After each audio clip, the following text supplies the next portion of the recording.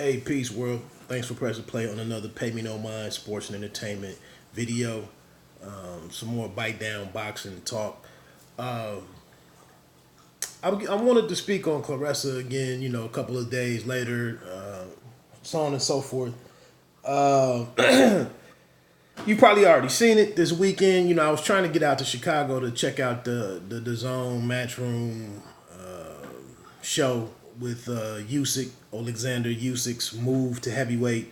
He was supposed to fight Tyrone Spong, who's has some VADA issues, failed a test, and has been swapped out for Chaz Witherspoon, who's been highly inactive, over the last 6, 7, even 8 years, I believe.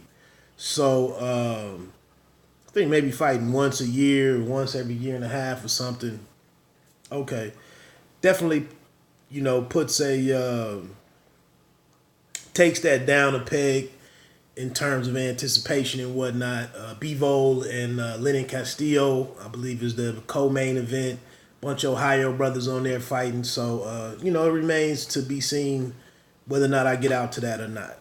I still haven't watched the main event of last week's DAZN card with Triple G and Derevianchenko. Might get to that tonight. Quickly, man, speaking on the Claressa Shields situation, I made my video after the weigh-in Friday because I wanted to give you an account, kind of a 360 look at what was going on. I made 2 videos, and I wanted to kind of give an account, an eyewitness account, if you will, before some of the people out here got involved. I just listened to the Sirius XM boxing show. I listened to their Friday show as well as their Monday show. They only do Mondays and Fridays. And of course, they jump right out there with Thug, senseless Thug, et cetera, et cetera, et cetera. Member of her team, Claressa Shields was behind this. I was trying to get out here and give you an idea of everything in the building and let you make your own, come to your own conclusions on what's what. I still haven't seen anybody talk about any of the major people, the mainstream people. I still haven't heard any of them speak of provoked attack is never used. You never see provoked attack. And, I'm not trying to add insult to injury for Mr. James Ali Bashir. And last night, I guess from a couple of different reports, he's been taken back to the hospital. Henry Ford up in Detroit contacted the team and said that wherever y'all are, you need to get him to an emergency room, get him to a hospital ASAP. I guess in some scans that they taken, they found that he had bleeding on the brain, bleeding of the brain or something, a brain bleed, and, he needed to go. And so, he may not be out of the woods medically with this. And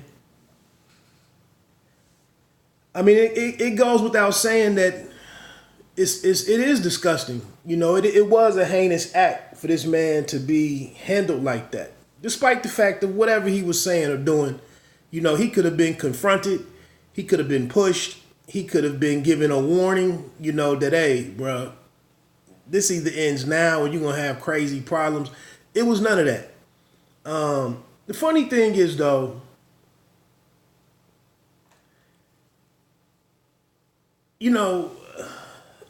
this rush to call people thugs and not try to understand all the details is just sickening. It's lazy, asinine, all of that stuff. We just had 45 come out with the situation in Charlotte, which involves some thuggish stuff.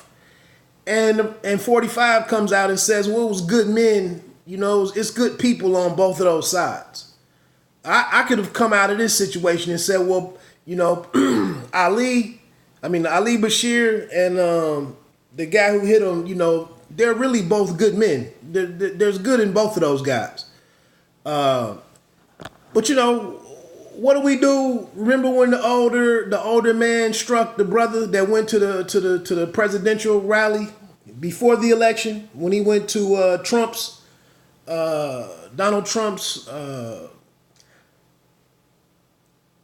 I don't even know what you call it. One of his presidential rallies when he was campaigning. Remember, he was being carried out, and the man came and snuck him from the side.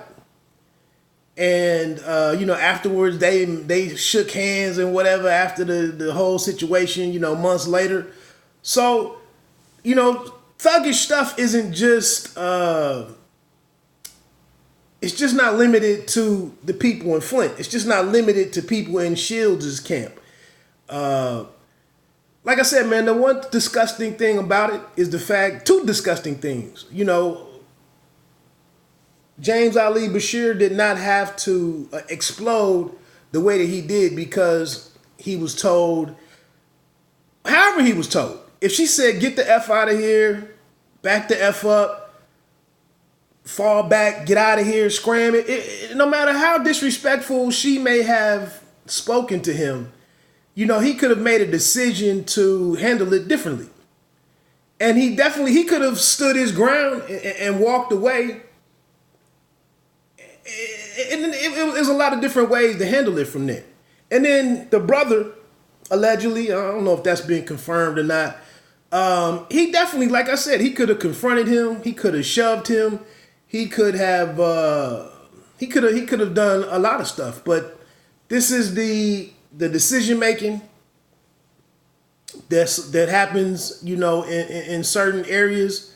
We see it on First 48 all the time. Somebody gets involved with something that escalated. And that's my thing. Wherever I go, whenever, I don't care if I go to a concert, or not even a rap concert. If I go out into the public, man, at a huge gathering, my number one goal and that I stay mindful of the entire time, man, is that I want to make it home, and continue my life as it was before I went to this thing. And I go to a couple of things where it gets dicey. Things could explode at any moment. But like I said, for me, my number one goal is, how do I get home? And I want to make sure that whatever I had going on in life prior to going to this event, I want my life to continue on that same trajectory, the day after. Like it's probably nothing in here, worth me risking my freedom or my life.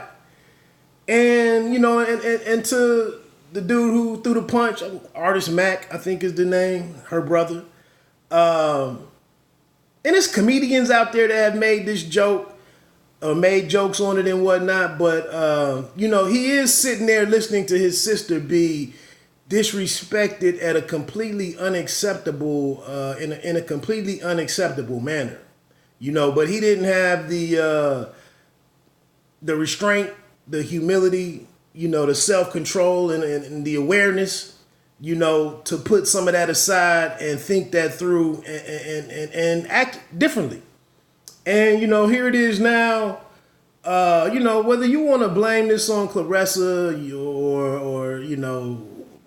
or street justice or however if you're justifying it, you can make anything out of this that you want to. But like I said, in an attempt to keep this brief, and let me jump one off here, man. It's just the law will get involved and carry this probably to the full extent because they can. And then for James Ali Bashir, man, I'm hopeful that he gets a second chance to to resume his career and to that this situation can be this medical situation that the doctors can get it together and that the guy is able to go on and live the rest of his life and not be significantly affected.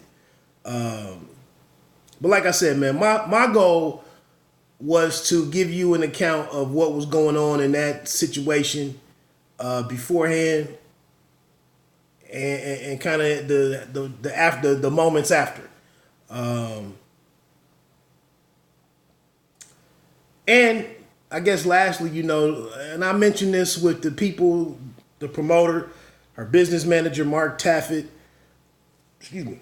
It's a learning moment. It's a learning moment for a lot of different people. I just saw now that Julian Williams, J Rock, is getting a hometown fight in Philadelphia. Maybe January 18th, I think, was the date thrown out there. No opponent, no platform, no none of that established yet. But I would imagine, depending on who the opponent is, I would imagine that we start seeing some different protocol in place to eliminate this type of situation. So let me get on off of here, man. Bite down boxing. Don't let them count you out. Peace.